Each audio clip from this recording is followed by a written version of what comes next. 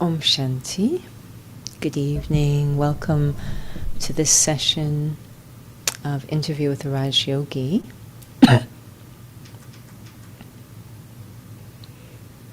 And our topic today is how to harmonize with others. And as usual, we will start with a reflection.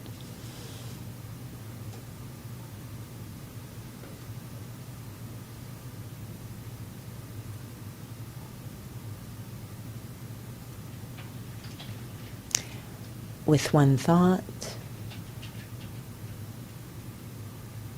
I turn inwards,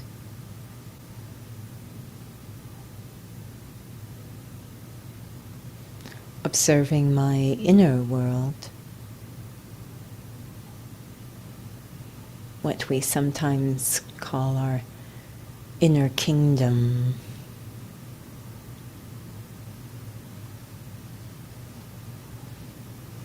The space of our mind.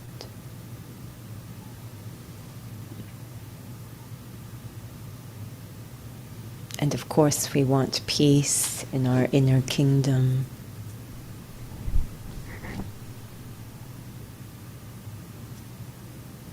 To be free from conflict, heaviness, worry, fear, tension, confusion.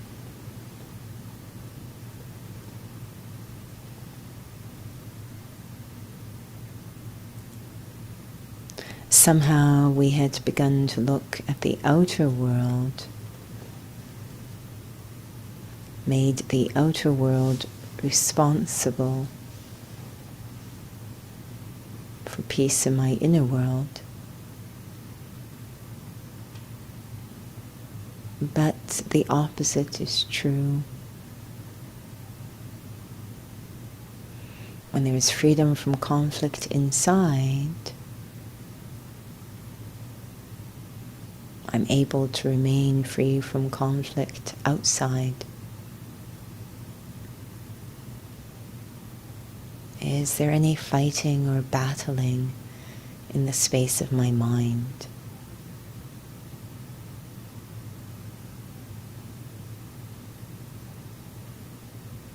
At war in my mind with different scenes or situations, circumstances, even people.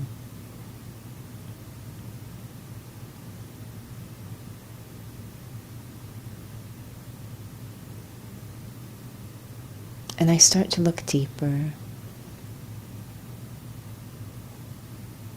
through the wall of thoughts. What's behind the conflict? And I begin to sense there is some discontentment within the self, some unease.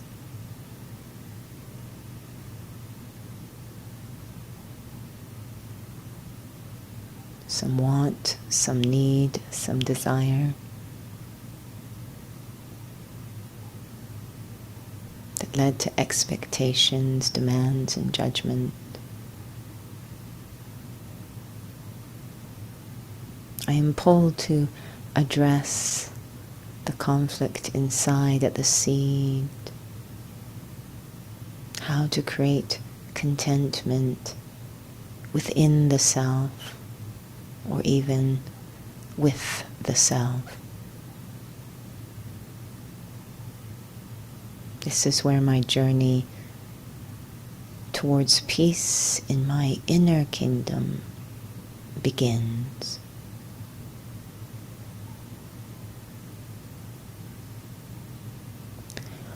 Om Shanti.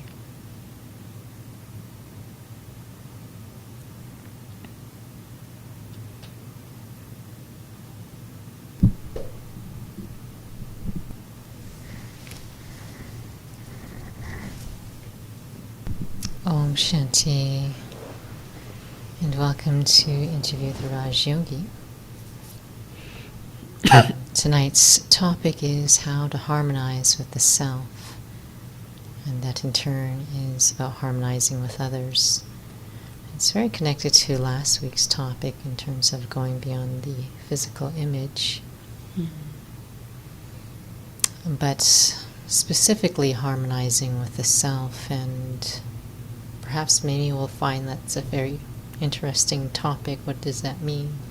Maybe some are unaware that there is inner conflict. Oh, but sorry, before you answer, just checking in for those on YouTube as well as on Instagram. If there are audio issues, please let us know. You're welcome to type in the chat box. Yeah, the more non-physical something becomes, the more subtle it becomes, the greater the possibility of not seeing things clearly, almost misdiagnosing. So we do tend to come into the habit of seeing problems as originating outside of ourselves. So if we're feeling a certain level of heaviness or conflict or uneasiness, the first place we tend to look is outside. And so it may be entirely possible to miss that the cause of it is actually inside, that there is something in conflict within the self.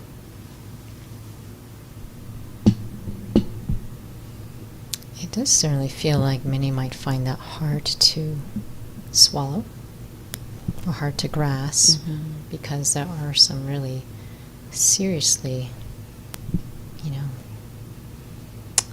hard things that are happening around us. And many find that hard to really feel that they need to look inside. So how to understand that?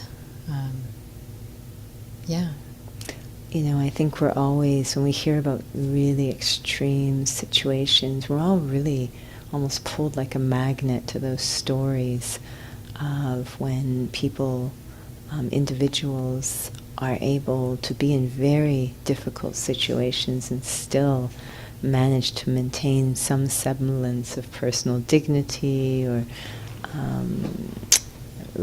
respect, harmony.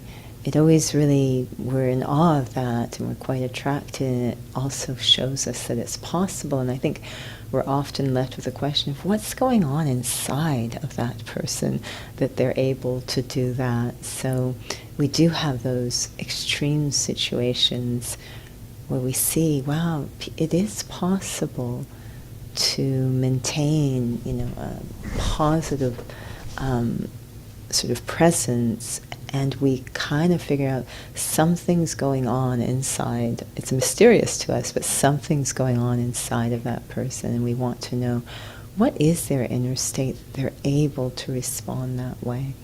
So it is possible. We've seen it, we're attracted to it, and we're very curious about it.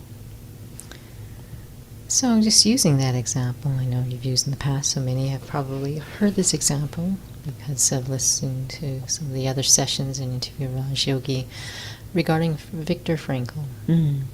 And just in terms of this question about, there are some really extreme circumstances. So this is a soul who's been in these concentration camps back in World War II. And as you were sharing, he's one of those examples where his response was very different. And just, it inspires us. And yet there's a conflict when things don't seem like things are right. But why would it be inspiring, and yet there's still this conflict? What does that really reveal in terms of our true nature? I sometimes feel, which is why I appreciate the study of Raj Yoga so much, I sometimes feel that we are in a bit of a difficult situation where we are attracted to these types of stories, situations, circumstances which reveal we call it the greatness of the human spirit, the potential of the human spirit, but we're a bit frustrated because we're not quite sure how to get there. We don't know the pathway method, we don't quite know what to do. or how to get there. So what, we're very attracted to the what. I want to have that greatness in my life, but I'm not sure how to get there, and that frustrates us, and we almost, I think, shut off, really turn away from it because it seems inaccessible. But it's very attractive to us. We want to operate at that level, that greatness, that potential, but we're not sure how to do that.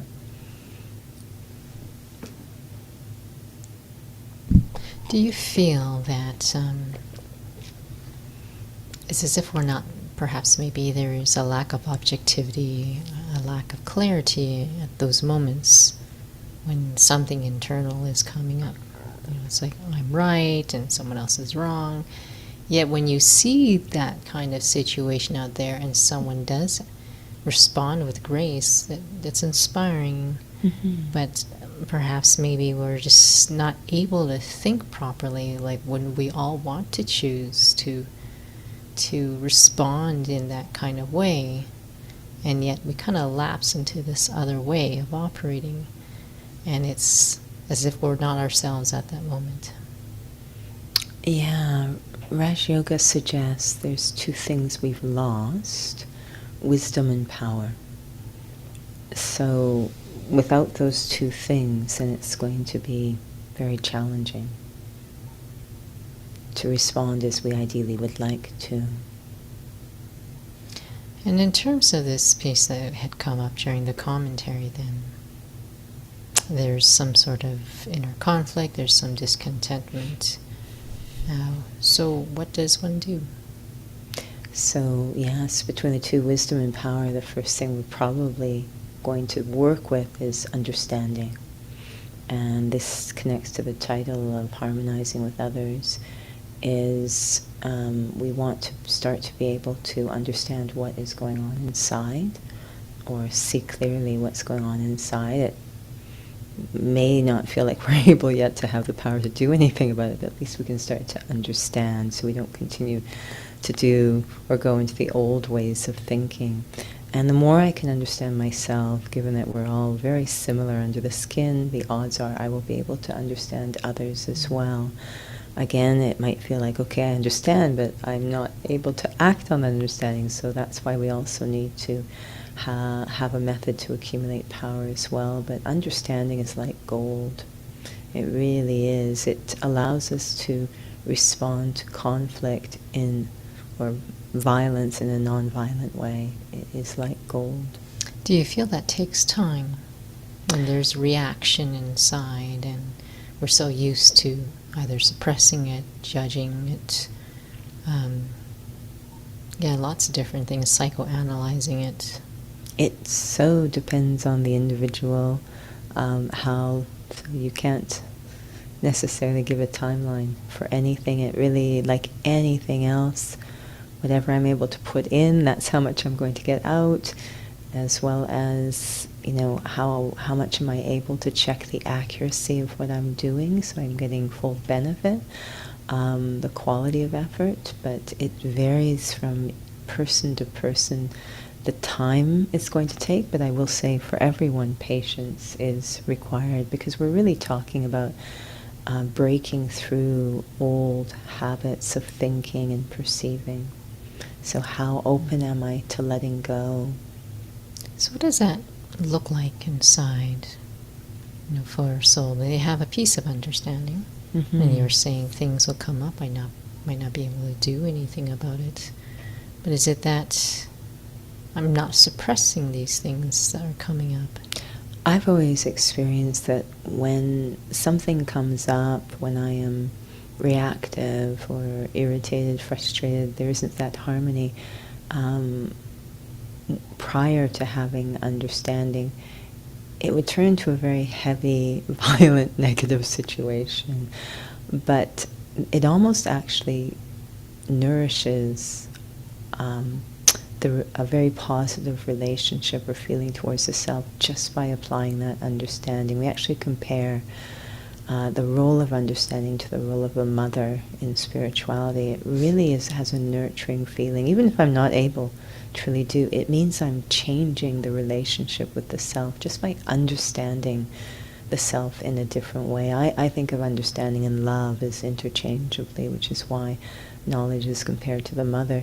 So I'm really changing my relationship with the self. The other day we were in a conversation, and I was in a conversation with the soul, and I don't know how it got there, but we were just sharing that one of the greatest needs of every person is to be understood.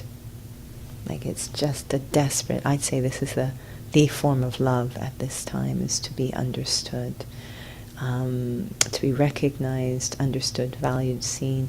So if I'm able to use knowledge to start, even if I'm not changing anything, but if I'm able to use it that way with the self, it's going to really heal the relationship with the self.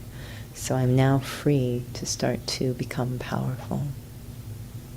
So the topic for this evening actually emerged from this saying for those who are taking the regular Raja Yoga classes, the regular students, which was about while moving along, while being aware of the sanskars, these deep impressions that souls have accumulated, and to be able to harmonize with them while knowing this is a sign of progress. That word progress was quite interesting, and if we were just going to look at ourselves, that's a huge thing to even try to accept that I am making progress, even though things aren't changing, and yet I'm learning to try to see myself with this understanding. When we are looking at the course Raj Yoga, one of the first steps is to just shine light on the situation. That's a huge form of progress. I'm not stabbing in the dark. Yes, it might feel that there has not been any behavioral change yet, but to start to perceive things or see things in a different way is huge, really a big step. Because again, that's liberating me from using my energy in an old way, which is a lot of, we call it waste thinking, and now using my energy to start to accumulate power. So just being able to notice a certain habit. It's huge. You're breaking a cycle. Mm-hmm. Absolutely huge. Mm-hmm. It's like going from blind to sight. It feels like, it's harmonizing with oneself then is sort of steps then moving towards to eventually be able to have your behavior eventually change. Yeah, whether we call it harmonizing or rebuilding the relationship with the self, to me, this is a really beautiful aspect, or the essence of Raj Yoga, is to rebuild the relationship with the self-respect. And it fell apart over a long period of time, so it's not going to happen overnight. But this is a major part of progress, is to be able to change the relationship with the self, to reintroduce self-respect, a lot of self-understanding. If we look at between two people, if there's a conflict between two people, and it seems like it's not going anywhere, it's stuck, we tend to bring a mediator in. And the mediator's job is to be able to see and listen from a different perspective and really try to introduce that understanding into the conversation. Very often when souls are, I heard so many times, they want to say meditation, but they land up saying mediation. So we really are mediating the relationship with the self through meditation, through understanding I'm a soul, understanding the self, and then eventually moving to the point where I'm able to start to take power from the Supreme Soul. Mm-hmm. So when you were sharing about just being able to see what's happening inside, I was thinking about this another practice, mindfulness meditation. How does that differ? I have heard a soul mention, I just start to become mindful of this habit that I have inside. Is there a difference? Yeah, I think I wouldn't want to assume. I think very often when we use a term, it's meaning different things to different people, even though we're using the same term. But one thing that has touched me, or that I feel when I hear mindful, is that it's a very useful skill to to develop in understanding the self, which is the skill of observing with a certain level of neutrality or objectivity. I think that's a really important skill to develop. I don't necessarily get the feeling, and I could be wrong again because people use the term in different ways, but I don't necessarily get the feeling that involves introducing a new set of understanding. But I do get the feeling it's being very present, very aware, observing, and that is a fantastic skill to develop. If I can partner that with a body of understanding, then that's really setting me up in a good position.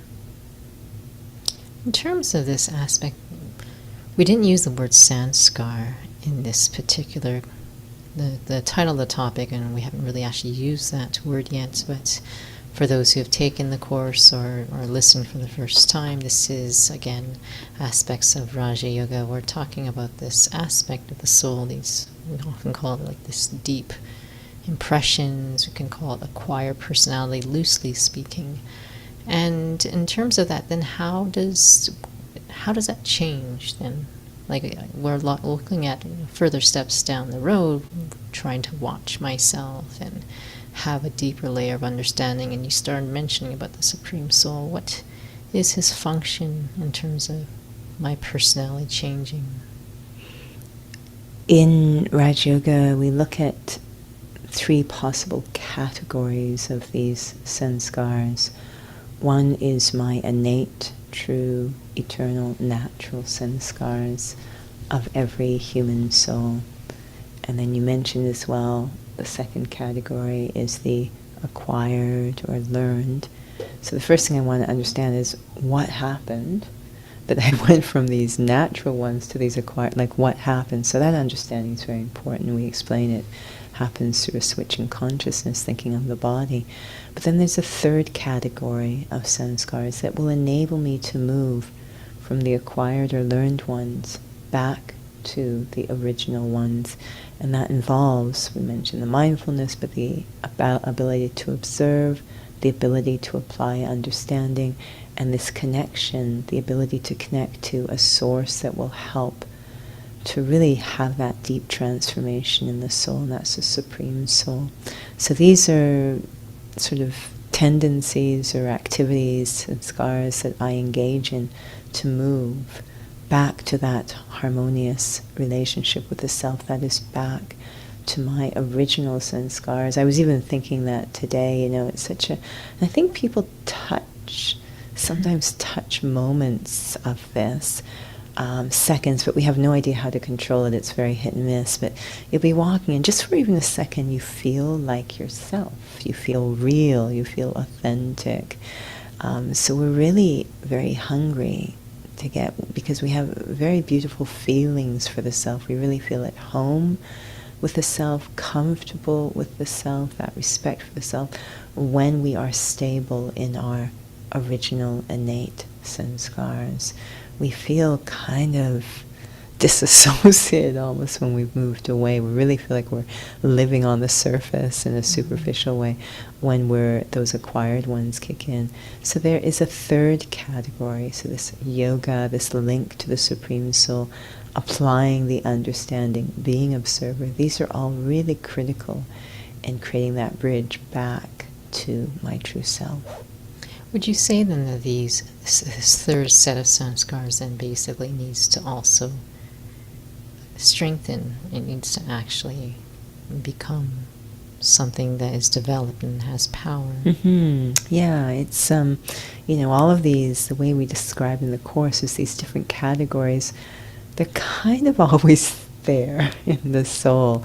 The example we sometimes use is, this may not be useful to some people depending on their age, but an LP record, vinyl, hopefully you know what that is, the disc with the grooves that you put on a turntable, and there's a needle.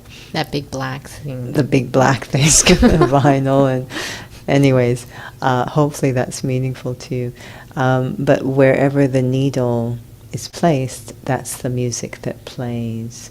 And we describe the needle as the needle of time sometimes, or maybe situations. But so they're always there, but what's been activated, what's actually playing at that time. So, we really want to understand that about the self.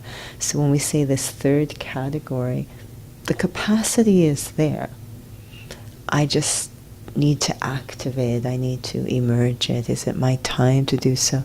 I remember quite a few years ago now, I think it was Time magazine had a front page. Their main feature story was about the God gene, Gene, suggestion.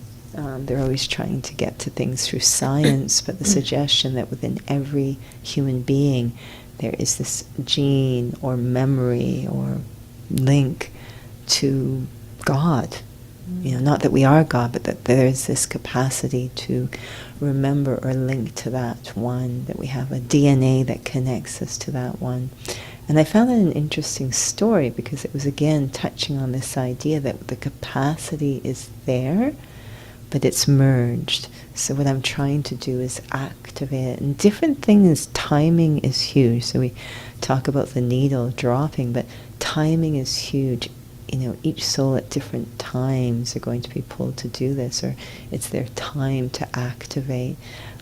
Circumstances, opportunities, all of these play into whether or not it will activate. There is activating, but does one still have to practice to use? Absolutely, yeah. These third set of sanskars. Yeah, no, and that will require an interest.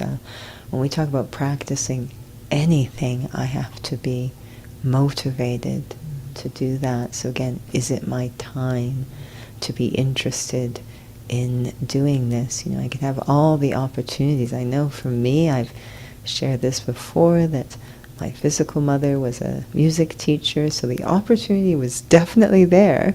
I enjoyed listening to other people sing and play musical instruments. Did I practice? No. So, true confessions, I did not. So I did not progress. Everything was there, but I did not progress because I didn't practice. It has to come from within at the right time for the right reasons to be sustainable. Is it possible that one's not aware it's activated, but they're still practicing? I know that sounds strange. What I'm saying is like... Is it going somewhere? Yeah, like maybe is it going somewhere? Because every soul seems to have different specific set of weaknesses. Of course, a specific set of strengths. But for different souls, there's certain things that they struggle with. Yeah. And everyone needs these third set of sanskars to be able to transition. But what if one of those sanskars is actually something that soul has been struggling with according to their story, and it feels like it's not being activated? They really want to change. Can change and strengthening of these sanskars be actually quite invisible? I guess ultimately, and I'm thinking of the example because it's concrete and overt, physical fitness. We have seen cases, of course, where the soul wants to and they're putting a lot of effort, but there's something missing in their endeavor, so they're kind of moving forward slowly or not seeing and the progress they'd like. And it's really about being able to see. This is part of such a big part of harmonizing, being able to see what I'm doing. And that is the greatest challenge, is to not have blind spots towards the self, to see really clearly. It's such a challenge to be able to do that. And the best we can do is try to surround ourselves with mirrors, with different resources that might help us to see. So in the physical example, we've got the physical mirror in front of us, but maybe we can also recruit a trainer or someone else to be able to look at us, but I might not be able to see clearly in the mirror. We have lots of distortion in how we see, or I may not accept, or I might debate with the trainer. It all can fall apart at any time. It's such a challenge for us to be able to see. The only thing I have found quite useful, and again, it goes back to will the soul be able to do it, is to start to develop a relationship with silence. Just like, I know that when I was swimming, and I have corrective, you can see I wear glasses, or sometimes I'll wear contacts. I don't like to wear glasses or contacts when I swim. I've lost contacts while swimming, and the glasses don't work very well in the water. So I go in, you might say, blind. And there's something very beautiful that happens when you go into the water. It has this refractive capacity, water. So when I'm underwater, suddenly I can see. It's like I'm wearing one big contact lens, the water. I can suddenly see. It's quite delightful. And we know that in water there's that feeling of silence. So I think of silence a bit like physical water, that if I can immerse myself in true silence, and that's a whole nother conversation, it will improve my vision. And just before we started this session today, I have good news for you, because I feel that we are all being pulled. I could feel this very strong pull right now into a period of more silence globally. Just this feeling globally that there's going to be a little bit more of this feeling of very peaceful, pure silence, and an invitation or encouragement to catch that and use that to help the self, to improve my vision. You were just sharing about something, about a topic that perhaps you'll will touch upon in a near upcoming session about silence, and how that can clean my inner world. But when you were sharing, I was thinking about this aspect of my true nature. So there's that first set of sanskars, but then my third set of sanskars I need to transition. We use this word detached observer to be able to see things. This state of objectivity, is that a common link between my true nature and this set of sanskars I need just to watch myself as I try to navigate through all the storms and distractions and so forth? Yeah, I think in general our vision is not great. We hear so much that eyewitness testimony is not good because we're so biased. So it's no small thing, this art of being a detached or clear observer that is observing with the intention to understand. So I need clarity. It's no small thing, but to me it is critical to building that bridge between the acquired back to the innate. It requires so much understanding. One thing that has happened is any depth we've developed in terms of seeing, we sadly have applied to everyone but ourselves. So we're great at looking at other people. We love looking at other people, and very often the stormy things going on in our mind, if we look, it's probably involving another person, right? That No, we're feeling of course upset. not. We're feeling upset because so-and-so did this to me, or so-and-so didn't notice me, or, we're just so caught up in what other people are doing and looking at them. If we could just apply that energy to looking clearly at the self.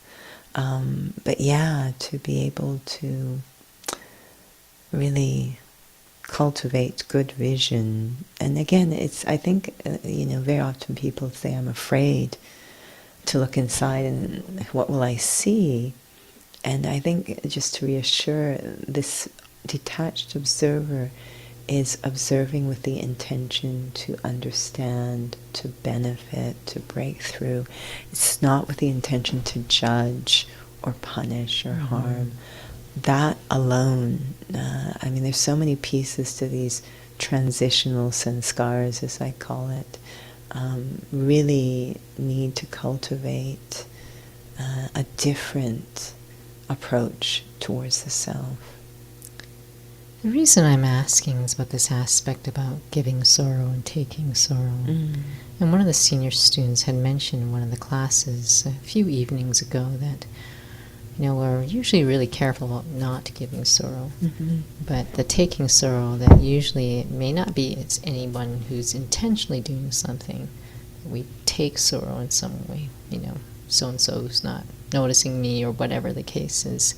And that's what I was thinking about this, is it our natural nature that our natural nature is not affected by things on the outside. Because I was speaking to this child one time, this was quite a while ago, when she was probably about 3 or 4. I'm certain she must have been a Raj Yogi in her previous birth, because there was this level of detachment she's always had as a child. But I just remember, there was just toys all over the place, and it was just more of a playful question. I said, "Who made this mess?"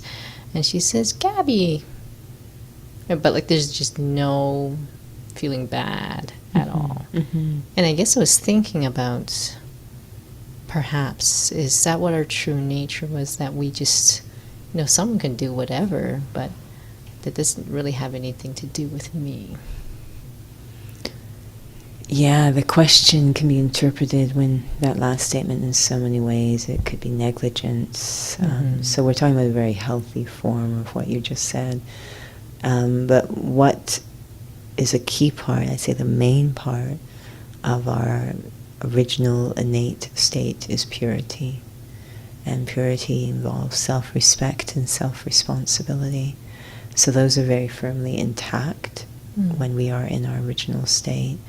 And those make us really masters of the self, quite frankly. Self-respect means that I do not feel bad when I make a mistake, or if someone does something to me. I don't take sorrow. I'm able to know clearly what I need to take responsibility for and what I don't need to. It's very clear when the soul is in that pure state. It becomes very unclear. I'm taking on things I shouldn't be taking on, and I'm not taking on things I should be taking. It becomes very unclear when we're not in that pure state. Well, regrettably, we're running out of time, but that seems like a whole topic. It seems like a very attractive topic to have a state of self-respect that is not affected by whatever's happening around me.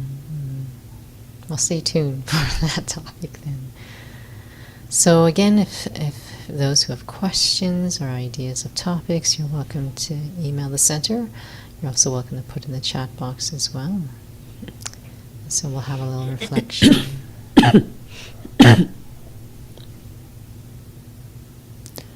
Probably the most sought after inner state for every human being is to be at peace with the self. And we try to achieve that state through various means: avoiding situations, avoiding people, avoiding responsibility, a lot of escape, avoiding, cutting off,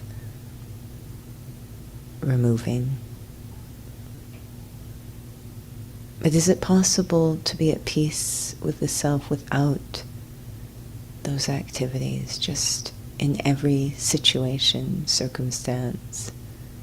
I am at peace with myself. I completely and totally know myself.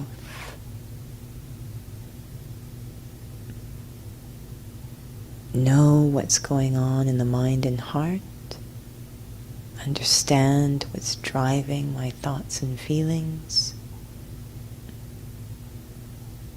And how to address what's going on honestly, respectfully, responsibly, truthfully, powerfully.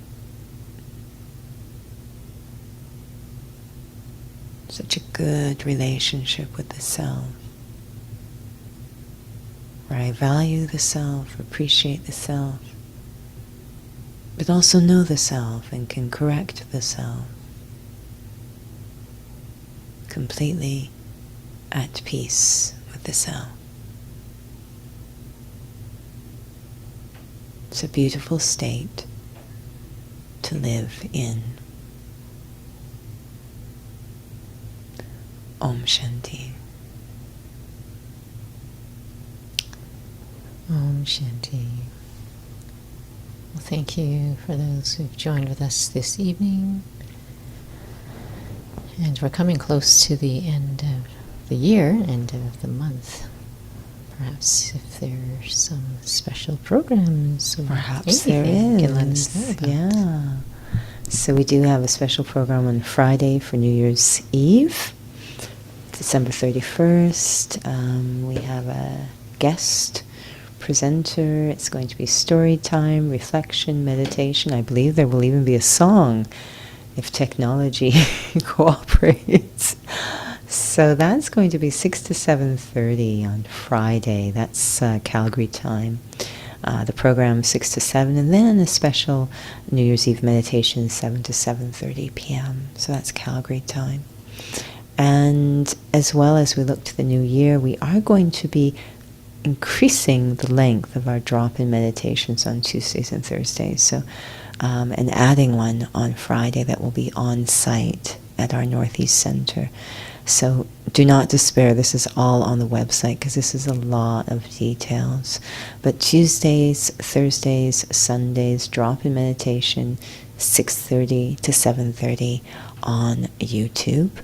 And then on Friday, on site at the Northeast Center, there will be meditation 6:30 to 7:30, and those are all in English. There's also meditations in Hindi on Wednesdays and Thursdays, 6:30 to 7:30 online and on site. Those require registration. So go to our website. There's lots going on. There will be a Raj Yoga course in January, the beginning of January.